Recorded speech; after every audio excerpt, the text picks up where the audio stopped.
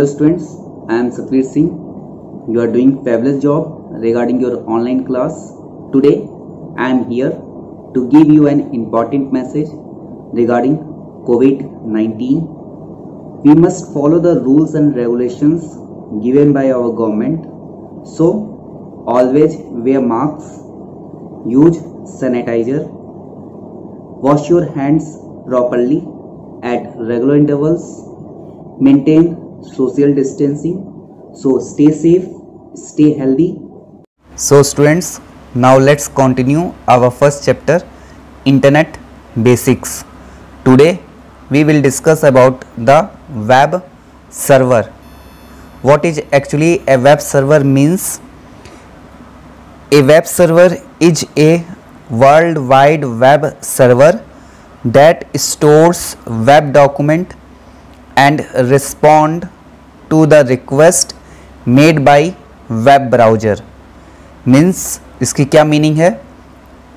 हम अपने web browser से, वेब ब्राउज़र का मतलब अगर हम अपने ओपेरा से, गूगल क्रोम से या किसी भी एप्लीकेशन सॉफ्टवेयर से जो कि हमारा वेब ब्राउज़र है, उसके थ्रू हम अपने क्लाइंट कंप्यूटर से अगर कोई रिक्वेस्ट भेजते हैं तो वो रिक्वेस्ट कहाँ जाती है? वेब सर्वर पे। यानी कि वेब सर्वर क्या करता है? वेब सर्वर उस इंफॉर्मेशन को या उन डॉक्यूमेंट्स को स्टोर करता है और फिर क्लाइंट ने जो रिक्वेस्ट भेजी है उस रिक्वेस्ट के बेस पे उसका रिप्लाई करता है। सपोज अगर मुझे कोई वेबसाइट खोलनी है, जैसे याहू, गूगल या कोई भी वेबसाइट खोलनी है, तो वेबसाइट की सारे इन्फॉर्मेशन यानी उसके जो डिजिटल डॉक्यूमेंट्स हैं, यानी वो वेबसाइट्स हैं, उसके वेब पेजेस जो हैं वो कहाँ स्टोर होंगे? हमारे वेब सर्वर पे स्टोर होंगे। और जब हम किसी वेबसाइट को एक्सेस करेंगे तो हम अपनी लोकल मशीन यानी क्लाइंट पे रहेंगे और हम अपने क्लाइंट मशीन से किसी ब्राउज़र को ओपन करेंगे, जैसे क्रोम या ओपेरा का यूज करेंगे। और जैसे ही हम उसका URL यानी कि उसका वेब एड्रेस प्रेस करके, पुट करके इंटर प्रेस करेंगे, इंटर की प्रेस करेंगे, तुरंत क्या होगा? क्लाइंट से एक रिक्वेस्ट जाएगी कि वो हम पर्टिकुलर वेबसाइट को ओपन कर रहे हैं और उस वेबसाइट्स के जो डिजिटल डॉक्यूमेंट्स हैं वो क्या होंगे? दोबारा हमारे ब्राउज़र स्क्रीन पे आएंगे। क्योंकि ये HTML लैंग्वेज में होते हैं इसलिए वो डायरेक्टली यूज़र को विजुअलाइज नहीं होंगे। तो हमारा वेब ब्राउज़र क्या करेगा? उस HTML कोड को नॉर्मल टेक्स्ट कोड में कन्वर्ट करके हमारी स्क्रीन पे डिस्प्ले करेगा। तो बिहाइंड द सीन ये सारी वर्किंग इम्प्लीमेंट होती है। अब हमें ये भी पता होना चाहिए कि कौन कौन से मेन वेब ब्राउज़र्स के एग्जाम्पल हैं। तो एक बार इसको भी देख लेते हैं। Web servers are generally programs or software that waits for request from the web browser. Some examples of web servers are Apache, IIS, Nginx, GWS, NetSites, etc. तो ये हमारे मेन जो है वेब सर्वर्स के एग्जाम्पल हैं। Now let's move to our next heading, which is difference between a server and a web server. ये बहुत ही important question है हमारे बोर्ड के एग्जामिनेशन के पॉइंट ऑफ व्यू से भी, कि एक नॉर्मल सर्वर और एक वेब सर्वर में क्या डिफरेंस होता है। तो पहले एक नॉर्मल सर्वर को देख लेते हैं कि नॉर्मल सर्वर क्या है। ए सर्वर इज ए कंप्यूटर और device on a network that manages network resources. यानी कि अगर हम नॉर्मल सर्वर की बात कर रहे हैं तो वो क्या करता है? ये एक तरह का कंप्यूटर है या डिवाइस है जो हमारे नेटवर्क को मैनेज करता है, यानी कि नेटवर्क रिसोर्सेस को हैंडल करने का वर्क करता है। लेकिन अगर हम वेब सर्वर की बात करें तो वेब सर्वर क्या है? Web servers are computers that delivers web pages. जैसा मैंने अभी बताया कि वेब सर्वर क्या है? वेब सर्वर एक तरह के कंप्यूटर्स हैं, हाई कॉन्फ़िगर सिस्टम्स हैं जो क्या करते हैं? वेब पेजेस को डिलीवर करते हैं। फिर से एक बार सर्वर पे आते हैं a server serves request mainly related to resources on the network, यानी कि सर्वर केवल उन्हीं तरह की सर्विसेज को इनिशिएट करता है या हैंडल करता है जो नेटवर्क से रिलेटेड होती हैं, जैसे शेयरिंग ए रिसोर्स लाइक प्रिंटर और स्टोरेज। जैसे कि एक नेटवर्क में अगर एक ही प्रिंटर है और उसको हमें 3 या 4 सिस्टम में डिस्ट्रीब्यूट करना है, तब हम क्या करेंगे, तब हम नेटवर्क सर्वर का यूज करेंगे। लेकिन अगर हम वेब सर्वर की बात करें, दे हैंडल HTTP रिक्वेस्ट, यानी कि ये किस तरह से हैंडल करते हैं, ये बेसिकली वेब सर्वर बेसिकली जो है हमारे वेबसाइट के पेजेस को यानी URL को जो हम अपने वेब एड्रेस पे पुट करते हैं, उन URL को हैंडल करने के लिए यानी HTTP रिक्वेस्ट को हैंडल करने के लिए यूज होते हैं। Next point, there are many different types of server such as file server और मेल सर्वर और वेब सर्वर। सर्वर भी कई तरह के होते हैं, फाइल सर्वर हो सकता है, मेल सर्वर हो सकता है जिसमें हम मेलिंग से रिलेटेड टास्क करते हैं, फाइल सर्वर जो हमारे फाइल अपलोडिंग से रिलेटेड टास्क होते हैं उन वो होता है। तो सर्वर भी कई तरह के टास्क को इम्प्लीमेंट करते हैं। लेकिन अगर हम वेब सर्वर की बात करें तो वेब सर्वर क्या होते हैं, वेब सर्वर जैसा कि अभी हमने देखा कि ये क्या करते हैं, ये हमारे जो भी हम वेबसाइट को ओपन करने के लिए रिक्वेस्ट कर रहे हैं तो वेब सर्वर उस वेबसाइट की डायरेक्टरी में जाते हैं और फाइंड आउट करते हैं index.html। ये index.html जो होता है यही हमारा जो है वेबसाइट का फर्स्ट पेज होता है, यानी कि इसको हम होम पेज या इंडेक्स पेज भी बोलते हैं। तो ये मेन हमारा सर्वर और वेब सर्वर में डिफरेंस है कि वेब सर्वर क्या होता है, वो हमारे HTTP रिक्वेस्ट को हैंडल करता है, जबकि नॉर्मल सर्वर क्या है, सर्वर हमारे नेटवर्क से रिलेटेड रिसोर्सेज को हैंडल या मैनेज करने का वर्क करता है, जो मेन डिफरेंस है हमारा सर्वर और वेब सर्वर में। So now let's move to our next heading which is services provided by a server. So now let's see the services provided by a server, यानी कि जो हमारा सर्वर है वो हमें कौन कौन सी सर्विसेज प्रोवाइड करता है। फर्स्ट पॉइंट, इक्विपमेंट और रिसोर्स शेयरिंग।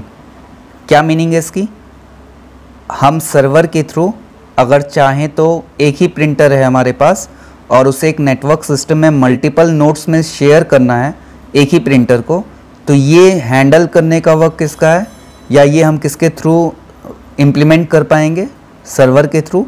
सर्वर क्या करेगा, सर्वर सभी नेटवर्क सिस्टम को एक साथ कनेक्ट करेगा और किसी भी नेटवर्क क्लाइंट सिस्टम से अगर प्रिंटिंग की रिक्वेस्ट आती है तो वो जो मेन सर्वर में प्रिंटर अटैच है वो वहाँ से प्रिंटिंग कमांड को इम्प्लीमेंट करेगा। यानी कि इसका मतलब ये हो गया कि अगर हमें अपने रिसोर्सेज को शेयर करना है नेटवर्क पे तो ये वर्क या ये हैंडल करने का भी वर्क किसका है, ये भी हम किसके थ्रू कर सकते हैं इम्प्लीमेंट। तो इसको अगर हमें इम्प्लीमेंट करना हो तो इसके लिए हमें किसका यूज करना होगा, सर्वर का। Second option, centralised file saving for data sharing. Servers help the user save file to their home directories on the file server. Worker can load their documents on any network computer. तो क्या benefit है कि हमारे जितने भी worker या जो भी एम्प्लॉई हैं या किसी भी कंपनी में काम करने वाले लोग हैं या स्कूल में हम अगर किसी प्रोजेक्ट पे काम कर रहे हैं और सब लोग अलग अलग सिस्टम पे हैं, तो हमारे पास एक होम डायरेक्टरी होती है शेयर्ड फॉर्म में जो मेन सर्वर पे लोडेड होती है और हर कोई अपने अपने टर्मिनल से अपना अपना वर्क करके वहाँ पे उसको रख देगा और सर्वर पे हम उसको डायरेक्टली जो है एक्सेस कर सकते हैं। तो इस टेक्निक को हम क्या कहेंगे, centralised file saving for data sharing. यानी कि हम डाटा को शेयर कर रहे हैं और हम कौन सी मेथड इम्प्लीमेंट कर रहे हैं, centralised file saving. Next point, centralised virus scanning. ये भी बहुत बड़ा बेनिफिट है। अगर हमारे पास 6 कंप्यूटर हैं और उसमें एक हमारा सर्वर है तो नॉर्मली हमें क्या करना होता है, अगर हम कोई स्कैनिंग या कोई एंटीवायरस सॉफ्टवेयर इंस्टॉल कर रहे हैं तो हमें हर एक सिस्टम पे अलग अलग उसे इंस्टॉल करना पड़ता है। लेकिन अगर हम नेटवर्क अप्रोच यूज करेंगे तो उसमें ये फ़ायदा होगा कि केवल हमारा जो मेन सर्वर है उसको उस पर अगर हम वायरस स्कैनर इम्प्लीमेंट कर लेंगे, या वो क्या करेगा, केवल उसी सर्वर पे अगर हमारा वायरस स्कैनर इम्प्लीमेंट है तो वो कंसिस्टेंटली डिटेक्ट करता रहेगा और वायरस से हमारे सिस्टम को प्रोटेक्ट करता रहेगा। और इसके लिए हमें किसी इंडिविजुअल नोड पे या क्लाइंट सिस्टम पे उसको इंस्टॉल करने की ज़रूरत नहीं है, वो मेन सर्वर पे ही रहेगा और हर तरह से वो मेन सर्वर पे ही रहेगा और हमें उसको इंडिविजुअल क्लाइंट्स पे इंस्टॉल करने की रिक्वायरमेंट नहीं रहेगी। सेंट्रलाइज्ड बैकअप, ये भी बहुत इंपॉर्टेंट ऑप्शन है। High capacity tape drives in the file server backup all users work usually every night, यानी हर समय जो हमारा मेन सर्वर होता है, हमने जो भी वर्क किया है उसका ऑटोमेटिक क्या करते हैं, बैकअप रखते हैं, ताकि हमारा एक सेंट्रलाइज्ड बैकअप हो। In case of system failure और worker failure, lost work can be recovered quickly and easily. अगर कोई भी ऐसा केस होता है कि जहाँ पे किसी भी तरह का फेलर हो, ये सिस्टम फेलर हो सकता है, सॉफ्टवेयर क्रैश हो सकता है, या किसी भी तरह का डैमेज हो सकता है, तो ऑटोमेटिक क्या होगा, हम अपने टास्क को ईजी वे में और क्विक वे में रिकवर कर सकते हैं।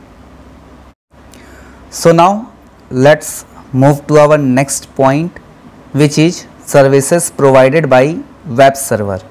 यानी कि अभी तक हमने ये देखा है कि हमारा सर्वर हमें कौन कौन सी फैसिलिटी प्रोवाइड करता है। अब हमें ये देखना है कि हमारा वेब सर्वर हमें कौन कौन सी फैसिलिटी प्रोवाइड करता है। तो एक तो हम ऑलरेडी देख चुके हैं डेफिनेशन में, जब हमने डिफरेंसेस देखे थे।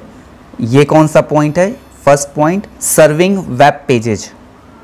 व्हाट इट मीन्स, जैसा कि मैंने बताया कि हमारा जो वेब सर्वर है वो किस तरह की रिक्वेस्ट को हैंडल करता है, HTTP।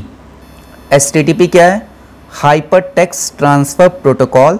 यानी कि हमारा वेब सर्वर क्या करता है, जो भी वेबसाइट के पेजेज को ओपन करने के लिए रिक्वेस्ट आती है हमारे URL से, यानी कि जो भी HTTP रिक्वेस्ट होती है, ये उन HTML डॉक्यूमेंट को सर्वर से उठाता है, हमारे वेब ब्राउज़र पे उसको डिस्प्ले करता है, और डिस्प्ले करने के समय हमारा वेब ब्राउज़र उस HTML कोड को नॉर्मल टेक्स्ट में कन्वर्ट करता है। यानी ये यूजर को कौन सी फैसिलिटी प्रोवाइड करता है, serving web pages, first point. Second point, running CGI, यानी कि कॉमन गेटवे इंटरफेस, यानी कि running gateway programs and returning output. यानी ये गेटवे प्रोग्राम्स को रन करता है, यानी CGI को इम्प्लीमेंट करता है और आउटपुट प्रोड्यूस करता है। ये क्या है, in order to process the request received the web server need to run special program called CGI program. यानी कि हमारे जो भी रिक्वेस्ट आई है वेब क्लाइंट से, उसको इम्प्लीमेंट करने के लिए वेब सर्वर को एक स्पेशल प्रोग्राम की रिक्वायरमेंट होती है, जिसको हम क्या कहते हैं, CGI program, which help them fetch and required output as per the request made by the client. और ये वर्क क्या करता है, ये हेल्प करता है कि हम उस रिक्वेस्ट को फैच कर सकें, रीड कर सकें, और यूजर के अकॉर्डिंग उसके आउटपुट को प्रोड्यूस कर सकें। तो ये हमारा जो मेन CGI है, ये इसका वर्क है। Now third point, controlling access to the server. A full implementation of HTTP also include ways of receiving content from client. This feature is used for submitting web form including uploading of files. यानी कि अगर हम web server पे जब भी कोई web form को submit करते हैं, यानी कि कोई ऑनलाइन फॉर्म भरते हैं, तो हम जब अपने डाटा को सेंड कर रहे हैं सर्वर पे, या हम कोई भी फाइल को अपलोड कर रहे हैं, तो जब इस तरह की सर्विसेज का इम्प्लीमेंटेशन होता है HTTP के थ्रू, तो ये कंटेंट को रिसीव करने का जो वर्क है क्लाइंट से, इस वर्क को हैंडल करने का भी काम किसका है, सर्वर का, जिसको हम क्या कहते हैं, controlling access to the server. Now next point, monitoring and logging all access. The web server also ensure that only authenticated access take place. यानी कि वेब सर्वर का मेन टास्क क्या है, ये चेक करना कि केवल ऑथेंटिकेटेड यानी वही वर्क इम्प्लीमेंट हो जिनके पास वो राइट्स हैं. Thus they keep running many monitoring programs and keep logging all the activities. इसके लिए वो क्या करता है, बहुत सारे ऐसे प्रोग्राम्स हैं जिनको वो रन करता है ताकि जो हमारी एक्टिविटीज़ हैं उनको वो मॉनिटर कर सके. और यानी कि इसका सीधा सा मतलब ये है कि हम वही वर्क कर सकें या उसी वर्क को इम्प्लीमेंट कर सकें जिसके लिए हम ऑथेंटिकेटेड हैं या जो वर्क करने के लिए हमारे पास एक्सेस है. Now let's move to our next point, which is server side scripting. Server side scripting, what it means, many generic web server also support server side scripting like ASP, active server pages, PHP and other scripting language. बहुत सारे ऐसे web server हैं जो server side पे scripting language को support करते हैं. ये जब हम HTML पढ़ेंगे और वहाँ पे हम स्क्रिप्टिंग लैंग्वेज का यूज देखेंगे तो ज़्यादा क्लियर होगा कि स्क्रिप्टिंग लैंग्वेज भी दो तरह की होती हैं. जब हम वहाँ पे वैलिडेशन कंट्रोल यूज करते हैं, एक क्लाइंट साइड और एक सर्वर साइड. तो हमारा जो वेब सर्वर है वो सर्वर साइड स्क्रिप्टिंग को हैंडल करता है और ये सर्वर साइड स्क्रिप्टिंग का इम्प्लीमेंटेशन जो है वो हम या तो ASP लैंग्वेज के थ्रू कर सकते हैं या तो PHP लैंग्वेज के थ्रू कर सकते हैं. ये लैंग्वेजेज हैं वेब पेजेस को जनरेट करने के लिए, तो इनको और डिटेल में देखेंगे. लेकिन अभी हमें ये जानना है कि ये सर्वर साइड स्क्रिप्टिंग को हैंडल करते हैं, सपोर्ट करते हैं. Now let's move to our next heading which is website. What is website? A website और a site is a group of related web pages hosted on a web server and are linked together and share a common interface and design. यानी कि website क्या है? Website या normal terms में हम उसको site भी बोलते हैं. यानी साइट क्या है या वेबसाइट क्या है? ये बहुत सारे वेब पेजेस का एक ग्रुप है जो वेब सर्वर पे होस्टेड होता है और ये लिंक्ड होते हैं सारे वेब पेजेस एक दूसरे से और इनका एक कॉमन इंटरफेस होता है और डिज़ाइन यानी एक कॉमन लुक होता है.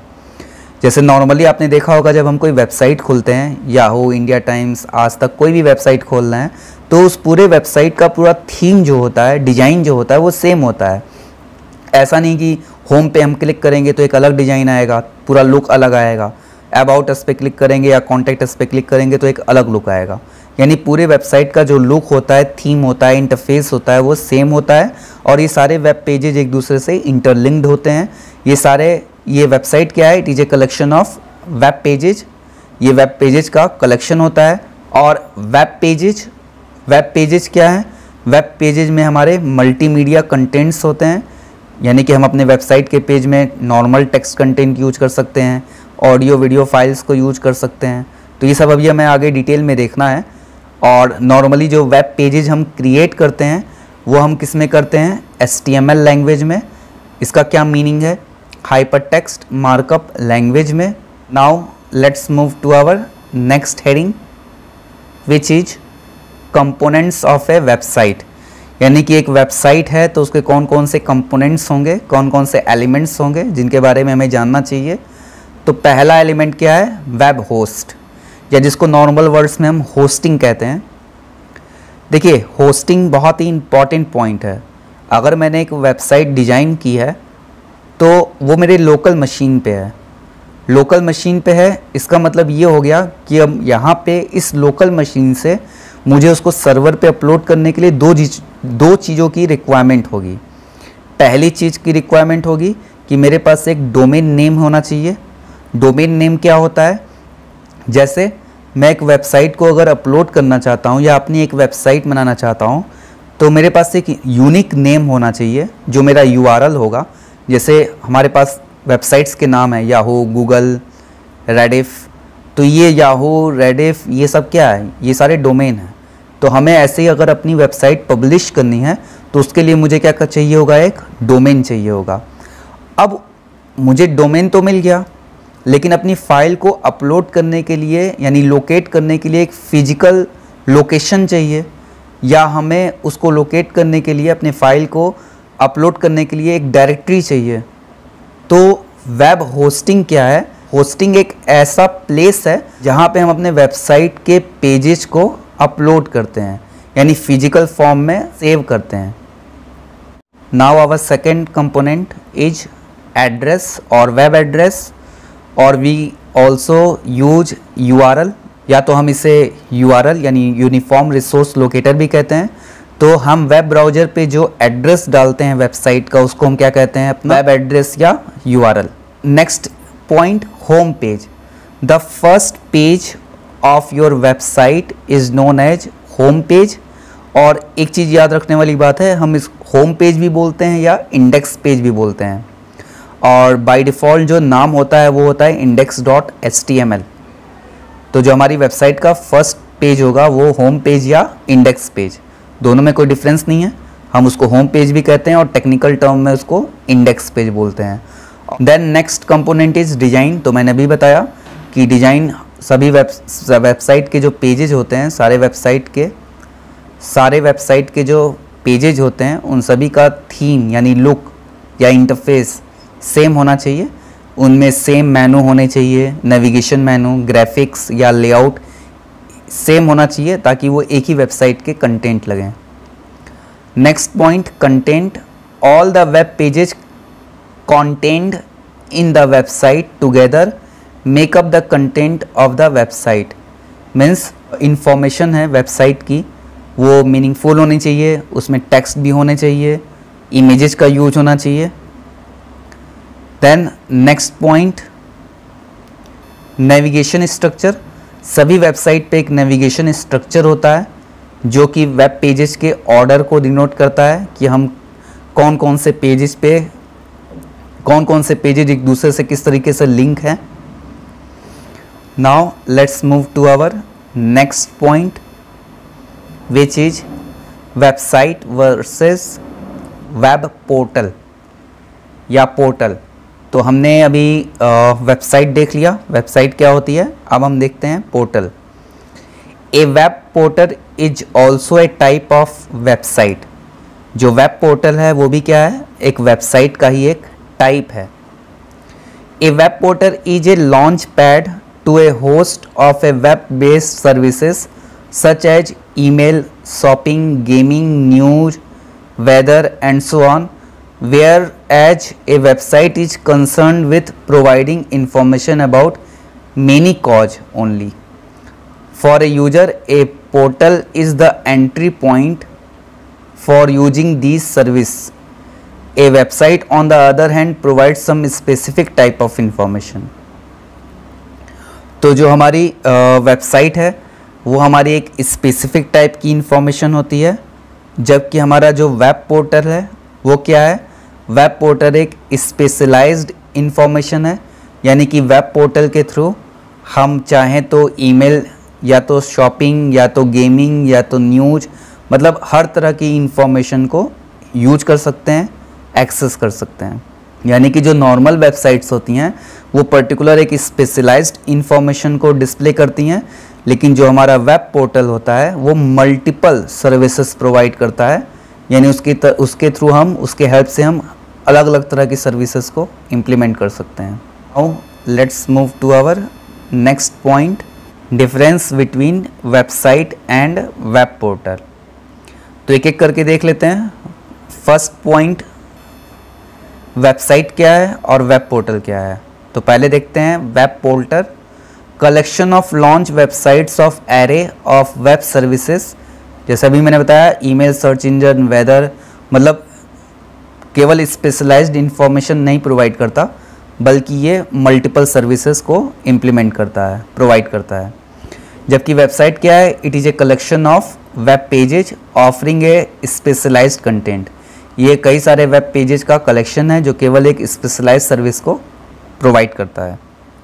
Second point, It is normally an entry point or gateway for using the offered web services. ये एक तरह का एंट्री पॉइंट है जहाँ पे हम तरह तरह की वेब सर्विसेज को यूज कर सकते हैं, एक्सेस कर सकते हैं. Website, it is often the final destination to access and use the provided specific information. Website क्या है? ये एक पर्टिकुलर स्पेसिफिक इंफॉर्मेशन का ही फाइनल डेस्टिनेशन है, यानी यहाँ पे केवल एक स्पेशलाइज्ड या स्पेसिफिक इंफॉर्मेशन मिलेगी. Web portal, generally link to many other website that provide these web services. ये अक्सर लिंक होती हैं जो सिमिलर टाइप की वेबसाइट्स होती हैं उनके साथ. जैसे अगर हमारा गूगल है तो गूगल की वेबसाइट पे अक्सर हमने देखा होगा, अगर हम गूगल पे कोई चीज़ सर्च करते हैं कुछ टर्म्स लिखकर, तो ये उन्हीं वेबसाइट्स को डिस्प्ले करता है जो उन्हीं की तरह की सर्विसेज को देता हो. तो जैसे गूगल है, याहू है, रेडिफ है. जैसे गूगल में गूगल हमें ईमेल सर्विस देता है. गूगल हमें सोशल साइट यानी G+ प्रोवाइड करता है. गूगल का ही ईमेल अकाउंट हम यूट्यूब में यूज करते हैं. गूगल के थ्रू हम डिफरेंट टाइप की गूगल सर्विसेज यूज कर सकते हैं, जैसे गूगल ड्राइव, गूगल डीओ या गूगल मीट. बहुत सारे हमारे पास ऐसे सर्विसेज हैं. तो गूगल क्या है? गूगल एक स्पेशलाइज्ड सर्विस नहीं दे रहा, वो हमें चैट सर्विस दे रहा है, सर्चिंग फैसिलिटी दे रहा है, वो हमें अलग तरह के न्यूज, इवेंट्स, गेमिंग, बहुत सारी फैसिलिटी दे रहा है. तो गूगल क्या है? Web portal. तो केवल गूगल ही नहीं, याहू, रेडिफ, अमेज़न और भी बहुत सारी वेबसाइट्स हैं. जबकि अगर हम वेबसाइट की बात करें तो a website is generally link to its own web pages. ये केवल अपने ही खुद के वेब पेजेस से लिंक होते हैं. Fourth point, A complete environment for managing and integrating a large number of diverse application. ये बहुत सारे अलग अलग तरह के एप्लीकेशंस या सर्विसेज को प्रोवाइड करता है और ऐसा हमें इन्वायरमेंट या इंटरफेस देता है जिसके थ्रू हम सर्विसेज को मैनेज कर पाएँ. और वेबसाइट के हम बेस पे देखें तो कैटर्स टू और delivers on specific type of application और content as per the goal of the website. यानी इसमें जो भी इंफॉर्मेशन या इसकी जो भी डाटा होते हैं वो हम वेबसाइट जिसने क्रिएट की है, जिस कंपनी की है या जिस जगह की है, इंस्टीट्यूशंस की है, उसका जो गोल होता है उस पर फोकस होती है. मतलब ये पर्टिकुलर स्पेसिफिक इंफॉर्मेशन को डिस्प्ले करता है. तो एग्जाम्पल के तौर पे देखें तो अभी मैंने बताया वेब पोर्टल के एग्जाम्पल है Google, Rediff, Amazon.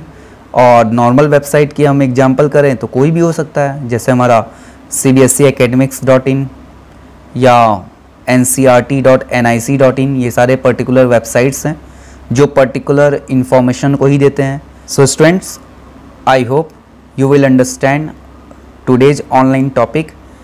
If you feel or face any problem regarding today's tutorial, then you can directly connect with me on my YouTube channel. Stay safe, keep learning and use online digital platform. So thanks for joining. Thank you.